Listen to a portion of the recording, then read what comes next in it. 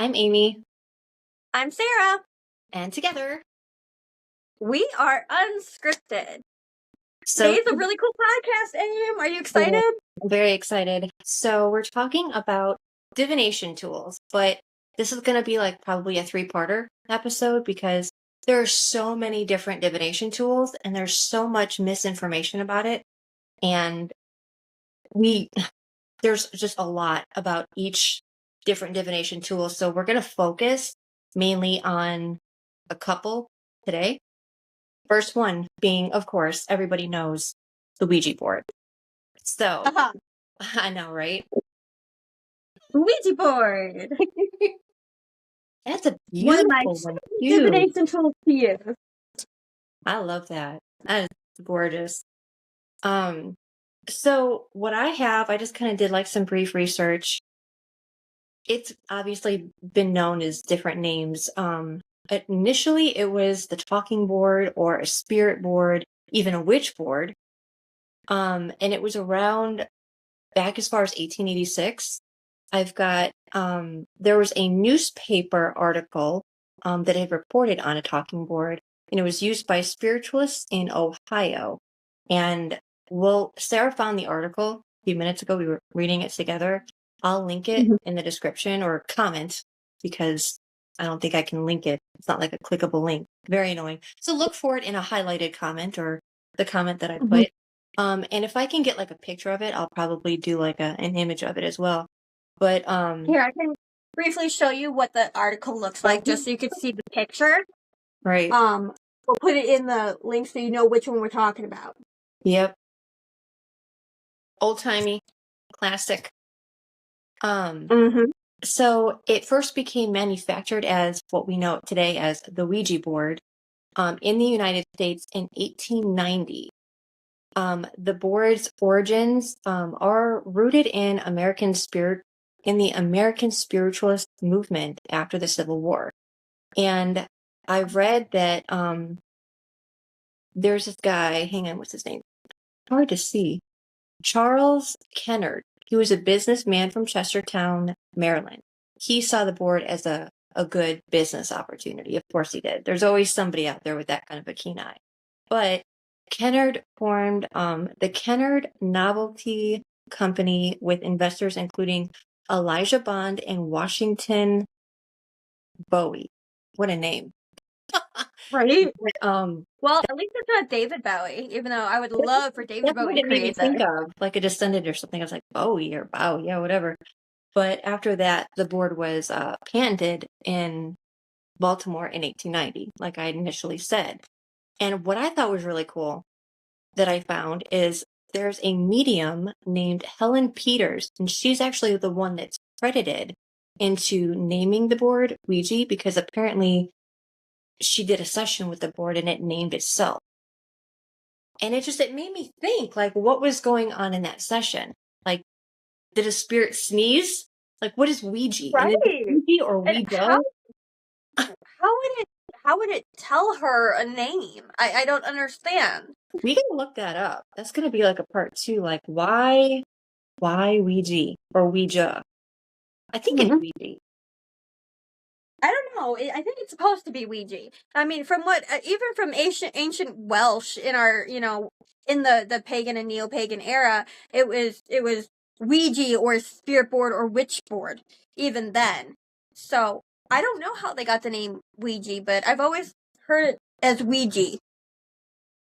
And you want to hear something funny? I just thought of this. You're going to laugh. Back when we would talk about it when we were like 13 and stuff, I used to spell it like wedgie. Oh my gosh, yes. I think every little kid did that. Honestly, I think every little kid did that. That sounds a wedgie board. Sounds way worse than a Ouija. Oh man. Oh my god, could you imagine me telling my mom, "Hey mom, I got a wedgie board today at school." Oh my gosh, I'm staying in. Okay, so that's what I was going to bring up. Okay. So our moms, obviously, they were both really afraid of the movie The Exorcist.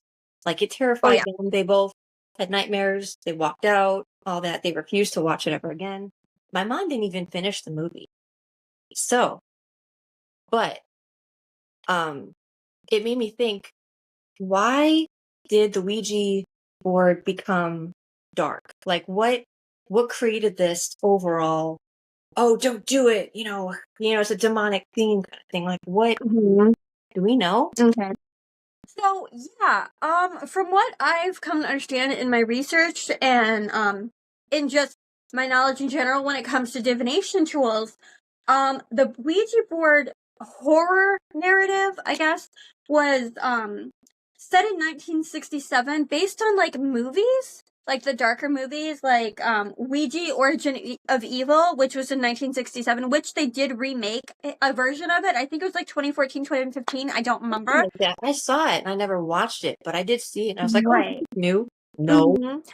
Think most of the time, most of it got its evil name from movies, and then the Catholic Church dubbed it a demonic tool or like a portal to talking into demons, to inviting them into your life. So the Catholic Church was very, very much afraid of spirit boards and witch boards because they had no idea what it was being used for. Most of the time, the Ouija boards were used back in the day to contact dead soldiers and loved ones, and it was just a means of communication. But the Catholic Oh, Church has turned it around and made it something evil. And then with all the Hollywood movies, the Origins of Evil, the Conjuring movie, the the movie Exorcist Ouija. in Yeah, 73. huh? The Exorcist in 73 when that came out. Exorcist, when Captain they came up Howdy. with, Captain Howdy. Yeah. So I think the name got its evil reputation based on Hollywood garbage. I believe Hollywood trashed the original name of the Ouija board and made it something evil. Now, I'm not saying it's not evil, nor is it good. It's a conduit. Okay, I do. It's a conduit, exactly. I need the audience to understand that the Ouija board can be used for good or evil. It depends on your intention and your manifestation, and the intent that you put into it is the intent you're going to get out of it. So witches would use Ouija boards to contact ancestors. I use mine. I use mine alone, which is also taboo, by the way. I use mine alone because it helps me talk to my ancestors, talk to, the people back who are a part of me, the blood of my blood. So I don't use it for evil purposes. And the thing is, Hollywood and the church systems literally put a bad reputation on the Ouija board. It is literally a conduit and a tool to enhance one's own abilities. So the darkness came from basically Hollywood cinema. They really screwed everything up. And then the church added their scared, not understanding the fact that it's a tool and not, a ulterior motive to the other side, I guess you could say. So that So, made me think of two things. I got two questions. Mhm. One, how did the churches even get this information? Like, were they the ones that were watching the horror movies? I think that their congregation members, um, Or through the I think the grapevine? congregation I think they mentioned these types of things to them. So and so has a spirit board, and apparently they talked to their old, great grandmother or something like that. And from there, the Catholic churches and and it's not just Catholics, like a lot of religious practices don't like the idea of this because it's not well known what it actually does because people are afraid of it.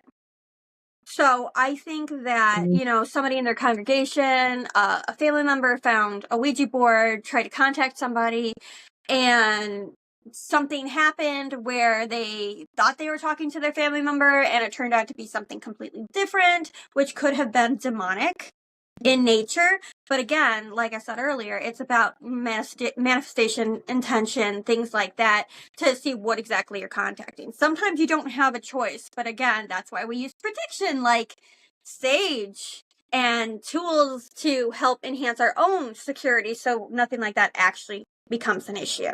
And we'll talk about So, that at the end too. And you know what it made me think of, that second thing I was talking about? In a way, when you said that, when you agreed that the Ouija board is just a conduit and mhm. how it could be used for both good and evil, it's really no different than how we receive information today. It's almost like a modern day Google.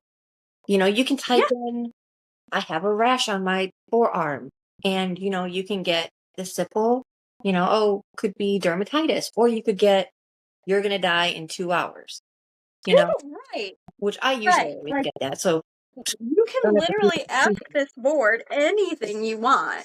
You can literally say, am I going to win the lottery? And this is me moving it, just so you guys know. It'll tell you yes or no. I mean, it moves and it can give you answers. But that doesn't necessarily mean they're true answers. So just like people, yeah, Ouija boards have, they don't know what's right or wrong. They just know what you're asking. It's like me asking you, Aim, hey, am I going to win the lottery today? yeah, And you telling me yes. But then, lottery comes and goes and I didn't win. So again, it is not it's never a for real, always true thing. It's yeah, a communication tool. That's all it is. I use mine to contact my ancestors. I ask them what would be a good, plant, a companion plant for my broccoli. And it'll tell me, a good companion plant for broccoli. Cauliflower. It's a brassica, you know? So it all depends on how the person uses it. yeah, absolutely. And And you can one always get something evil too. that's one thing too, though, that I was gonna say when you talk about the churches and like how they just maybe didn't understand it. I think it's more about religious practices and how they're more like a cult now anyway, and how it's really just about their inability to control the narrative. So if they can't back it up, if they can't get you on board with what they want, then they're going to condemn it. So I And think they're that, going to condemn you for being different. yeah, exactly. Some things don't ever change. Oh, which No. by the way, mention today's date and yesterday's date and what it marked the anniversary. Oh, yeah. So today is March 2nd, right? So today is March 2nd, 2025. Yesterday was March 1st, 2025. Now, if we go back into our history, March 1st, 1692 was when the Salem witch trials went ahead. That is when we had our Salem witch trials. So yesterday I was feeling a little off. I wasn't feeling normal. I was feeling icky. I just didn't feel right. And I had realized that that had a lot to do with what day it was. And that's something I truly believe in. Every March 1st, I start to feel sick inside. I feel sick. I feel angry. I feel upset because it's something from that past era that messes Yeah, with me. So yesterday was really, really hard. Otherwise, we would have been able to do this yesterday. But yesterday was not a great day. So March 1st, 1692, we will always remember those who perished in the Salem witch trials, those who did not deserve an ending like that. And that does not mean they were witches. I'll tell you that. I am a witch, open and honest. Those women and men, not all of them were witches. Most of them were just innocent people who were condemned because of people's thoughts and labeling of society because they stepped out of the norm. So we will never forget March 1st, 1692. So had to throw that in there because that's my tribute. definitely. So I think another divination tool that we can go over is another big one that people want to condemn and say, "Oh, you're doing the devil's work." It's the tarot cards. So definitely not the pretty, Tarot. but look at how pretty these are.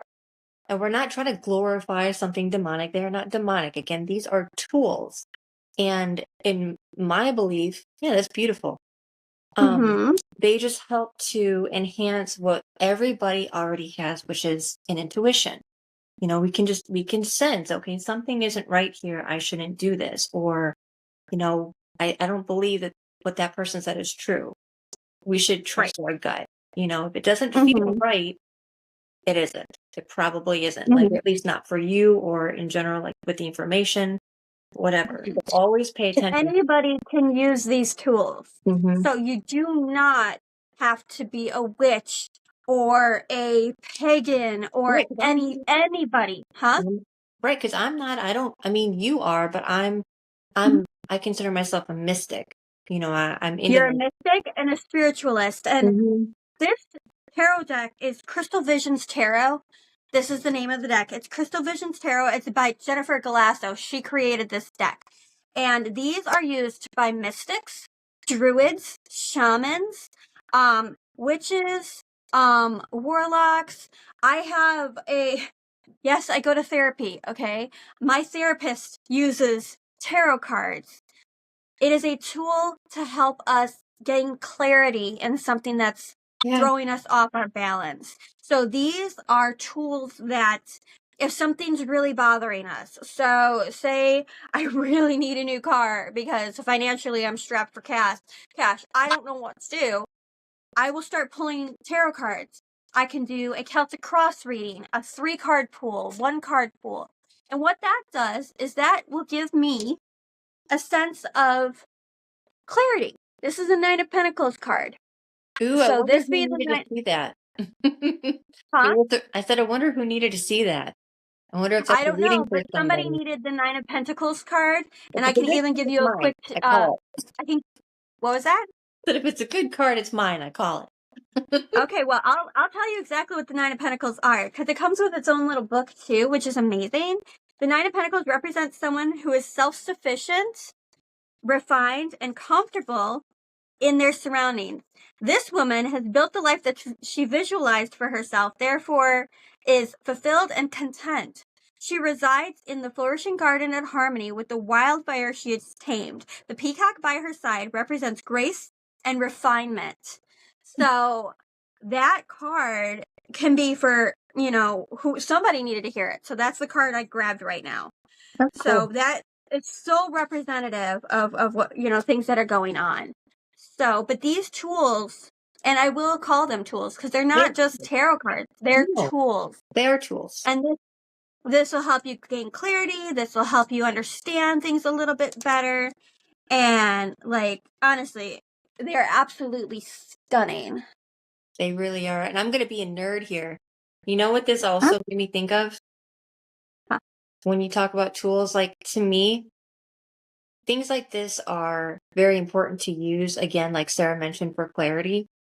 And I think they're just as crucial for those times where you're like really stressed out, really, you're not thinking clearly, you really need some guidance. Just Mm-hmm. as important as it is for the Doppler radar for storm chasers like me, storm spotters, meteorologists, just because, you're looking for, that hook echo in the back of that supercell Right? storm. You need to know these things to help you prepare for what's Mm-hmm. coming, either immediate or, you know, in the, of course, in the near future, I want to say.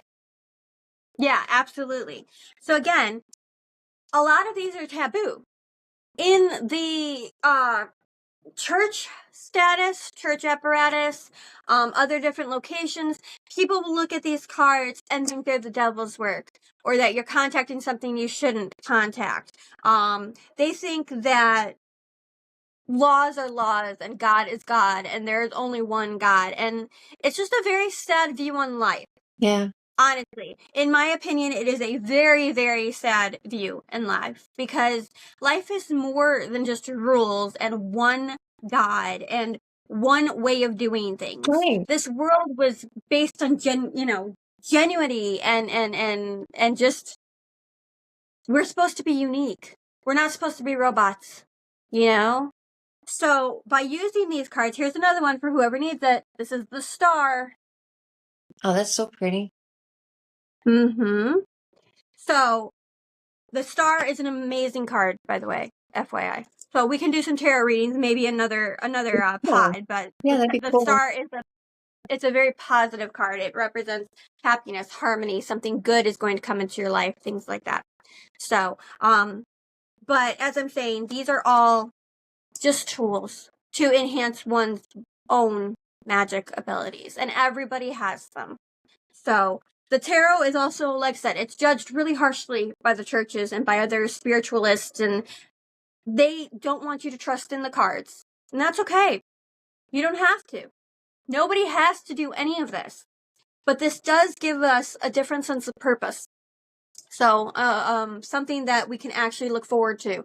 And even things that, you may need some advice. Hey, you don't want to start, something you can't finish. The Hermit. Possibly solitude. That might be your best answer. So, tools like that are looked at in the church as not great assets. Another one, tool, if you don't mind. No. Another tool that is really, really good for divination is... Oh, I got a cute little setup here. Okay. Ooh. Pendulums. Yes.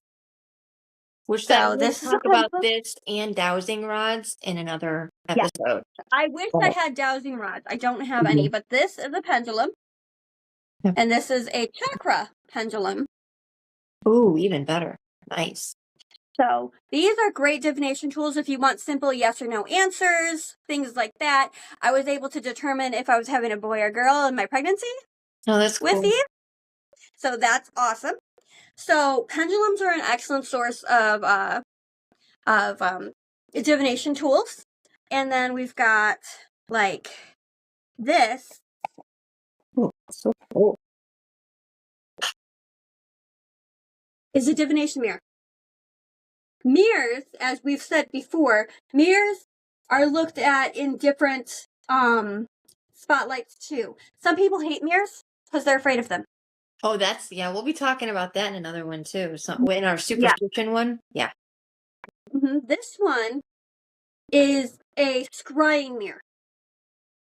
Now, normally, scrying mirrors are used for simple answer questions, or if you need some clarity on something, you can look in the scrying mirror and you can ask them a question.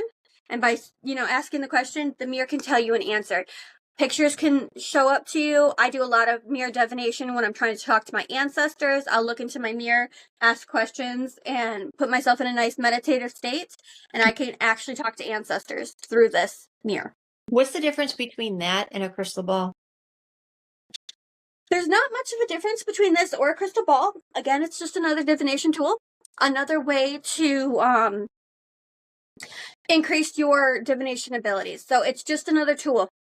They're both tools. Crystal balls can do the same thing. This scrying mirror, for example, is just a plain clear mirror. I usually use a black scrying mirror. I'll paint out my black one because in the black, the obsidian mirror, I can make out shadows and things that turn into light objects in a black mirror. And those are what I look forward to talking to, or talking with my ancestors. When I see those, then I know that I'm talking to my ancestors. Oh, that's so This cool. one is this is just a regular divination mirror. This is actually my husband's. Thank you for letting him, let me borrow it. But this is just a nice little divination mirror we can use. Crystal balls do the same thing. You can use crystal balls, look into your crystal balls to get answers you need. It can teach you, if there's somebody out there to harm you, it can give you different opportunities, different options of different things that you can be checking in on. So that's a divination tool. We've got our pendulum. We've got pendants. This is my necklace. You guys have seen me wear it. Oh, yeah. So this is my obsidian pendant. This is also good for protection. So this is a protection pendant that I like to wear, but I also use it in divination to help protect everything. That makes me... Okay, so I'm gonna play the devil's advocate here. And I'm gonna say a couple things that I want you to get into what you just showed, your pendant. Okay. Mhm. So I don't understand, and this isn't me, but I'm just generally speaking here. I don't understand why you would even need something like protection when you're talking on like a Ouija board, because isn't it made by like Parker Brothers, or can't you get that at Toys R Us? How dangerous could it really be? Oh, right. And you know what? You are absolutely correct. and whoever brought that up has a point. Right. But the problem is, even though you can get a tool like this Ouija board at Toys R Us, you can literally also contact a demon.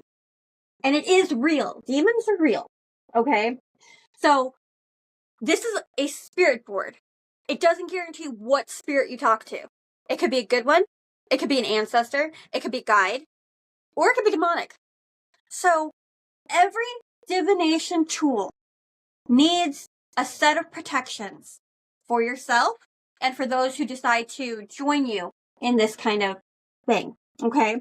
Now, most people with Ouija boards will have like a group, 2 people, 4 people, things like that. There's also a rumor, which is false rumor, that you can't do a Ouija board by yourself. Right. That's a lie. I've heard that, yeah. I use it all the time by myself. And the reason I do is because my family is afraid of these. My family is afraid of the Ouija board. Because unfortunately, I have run into not so nice spirits and things like that, and people who weren't, or creatures that weren't the greatest. So, my family is afraid of these. So I do my divination by myself. And I do it by myself without anybody home because I have respect for my family. These are a tool to be respected. Yeah.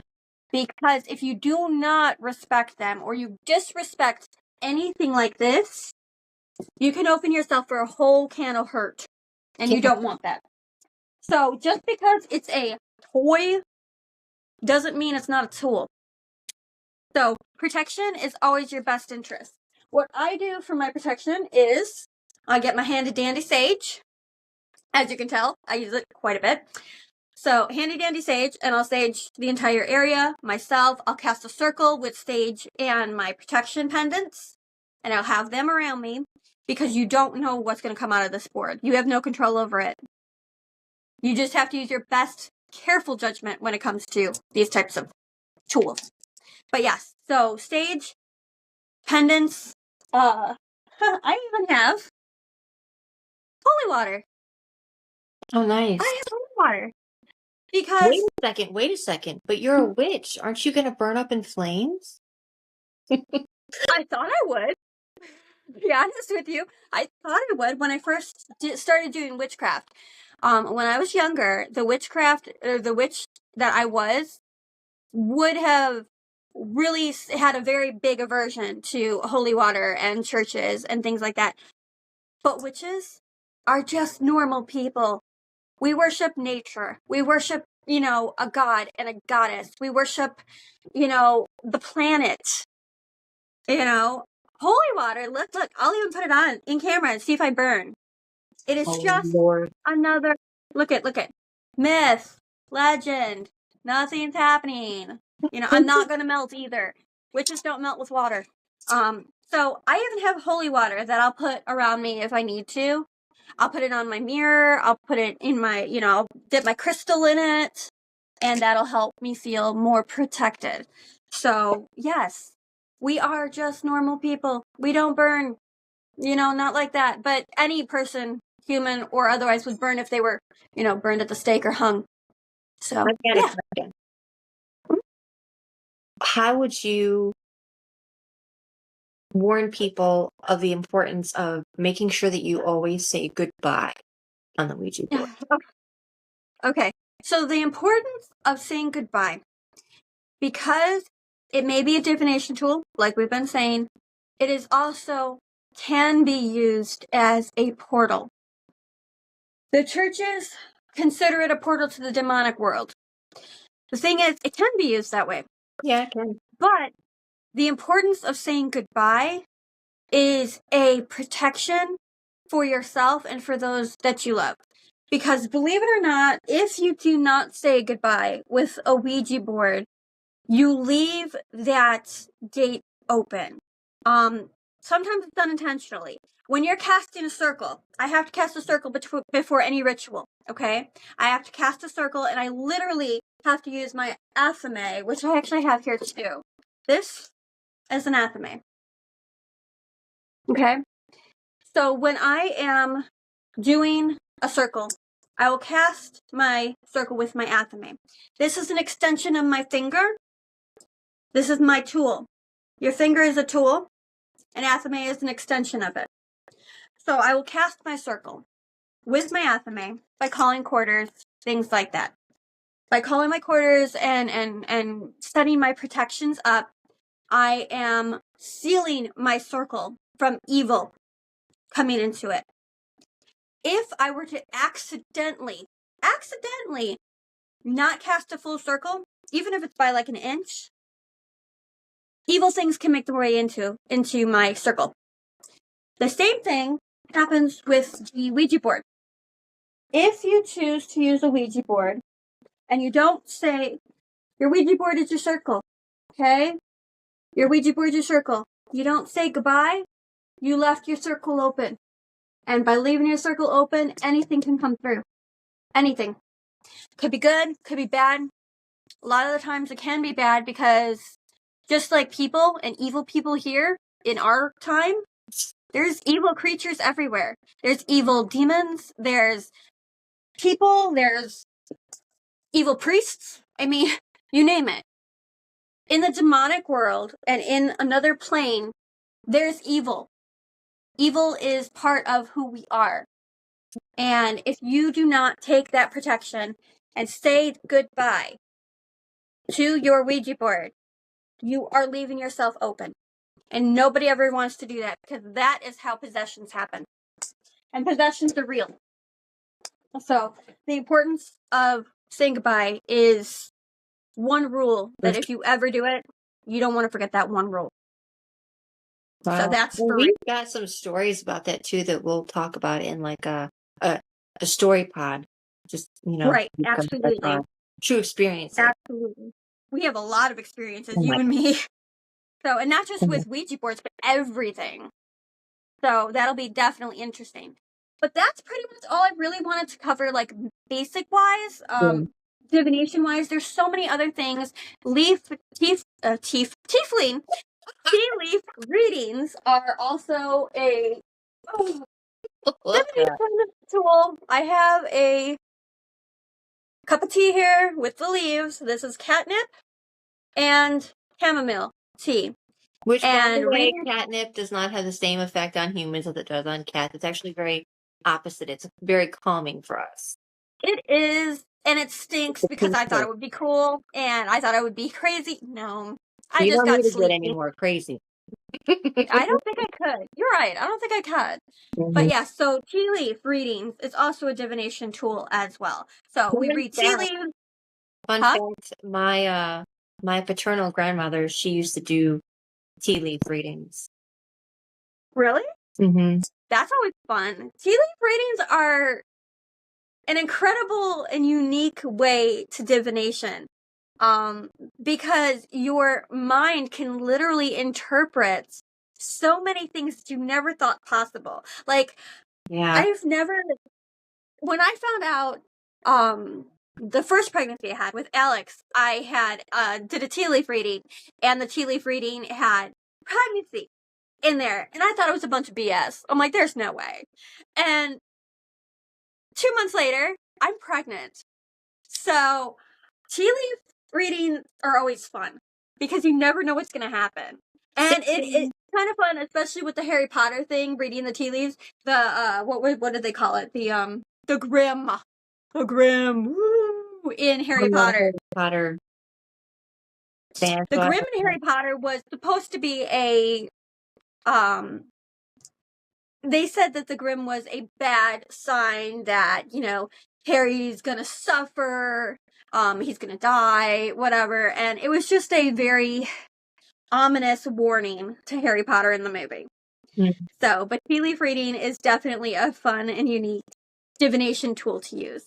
Well, so, tea leaf readings, go ahead.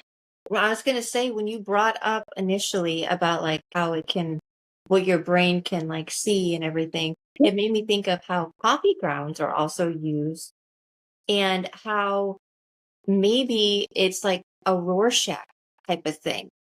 It's like, what do you see? It's a psychology test or whatever, but not. I mean, it's not just, we're not delving deep into ourselves and into our personality, we're delving deep into our subconscious. What does the subconscious Correct. know that our conscious doesn't, that we need to bring forward and give us warning and, things of Mhm. that nature. So that's Mhm. really Well, interesting. maybe another pod. You and I can both do a tea leaf and a coffee leaf reading, and we'll tell people our. Good. Yeah, we'll do Like, that. We could do it on compute on the. Huh? we'll both be like, what do you see? Who knows? That's going to be crazy. I don't want. And we could take pictures of it. Like we could say what we saw, and then we could take Yeah. pictures and we could post them on our pod, and then everybody can look at it. I think that would be a really cool pod to do. To do a tea leaf and a coffee ground reading Yes. for our audience. So I think that'll be a really good idea. But those were the main ones I wanted to talk about when it comes to divination. There are so many more things, but bottom line is everyone must be careful what you do. Divination is a great source of fun, but it can also be dangerous if you are not doing it properly and if you don't have the proper education. And always sage before you do any readings. Well, what I would say is, since it's going to be like a multi-part pod, once we're finished talking about, the different divination tools, then Sarah, especially, she's going to get into the ways you can protect yourself, what tools to use, what stone, everything, just protect spells, and we'll also list that in the end. So don't think that, we're skipping out on it. We're saving it for the very end. That way, once you get all the information, then we can, give you what you We need. can properly tell you how to use these tools in the safest way possible, but to keep it fun and entertaining as well. Because I don't want anybody to be afraid to use these tools because they are a sense of joy, but they can also, be dangerous if you don't do them properly. Just like driving a car. Driving a car is fun, but you know what? You got to be safe. I'm saying, So that's all. because you hear so many stories, especially me, like, on the horror side of things. I'm always listening to, horror stories where people, they encountered demons and they did the Ouija board and, oh, what happened? It went wrong. Like, you hear that. It's so, I don't want to say over dramatized. It isn't. It's just they're more prevalent because they're more interesting, but I'm sure there's probably some really good, bless you, the cat sneezing. You good? Bless you. Bless you. Goodness. Um, there's probably a lot of really heartwarming, stories where people can connect to a loved one, or, we don't hear I that. have a couple personal stories about that too. I can tell you guys some of the experiences I had when I was trying to contact some of my ancestors and who I was able to actually get in contact with. So yeah, it's a lot of fun. You just got to be careful, And Aim, you and I got a lot we can do together. Like when I'm gonna have you do a tarot reading for me, and it's gonna be amazing because you know how to do tarot. You are good at tarot. So it'll be really awesome. And so yeah. But that's pretty much all we've got today. We went a little over. Go ahead. No, I flung my little tie up in my face. I was like, what the heck was that? Do you have anything else you want to add, Aim? No, just because this is such a big topic. I mean, we're going to have several, multi-episode pods, just because there's so much content to go over. And I don't want to overwhelm anybody, because I know that, if we looked at it, we would be overwhelmed. Like, as a whole, like we got to break it up. Got to, keep it simple. So, but I think that what we mentioned is important. Just the little bit that we mentioned in this pod is. Yeah, absolutely. And if anybody has any questions, again, please feel free to reach out to us. We are here. We're here to answer questions. We're here to get your stories, your experiences. Unscriptedparanormal.com. I remember that time. No, you didn't. No? Unscriptedparanormal@gmail.com. Gmail is vastly overrated, okay? Unscriptedparanormal@gmail.com. There we go. Time. You cracked me up. I love it. It's fine. I It's can't going to be help linked it. below. Please. let us know what you guys think, and if you want to see more of these, check out our YouTube channel. Like, subscribe, leave me comments, leave her comments, ask her about her hair color, cool stuff. You know, she's amazing. Oh, Lord. Yes. So we want to know you. We want to get to know you. We want to meet you, you know, and it'll be great. We can't, you know, we look forward to having more of these types of conversations with you guys. So this is really awesome. And again, any questions, comments, concerns, you know, just let us know. We're here. We're here. We're human. You know, we have answers. And if we don't have answers, we'll find them. So, one way or another, maybe we'll even use the Ouija. I'm kidding. Ooh, we could do that. We could do a Ouija board session, maybe closer to Samhain. We could go closer to Samhain or Halloween, and we can do maybe a Ouija board session. But we have to do it in person because you know, we'll be together. Because sage, you know, is important, and protection always. So yeah. Yep. All right, guys. So that's it for now. As always, I am Sarah. I'm Amy. Keep it creepy. Keep it real, and we'll talk to you next time. Bye.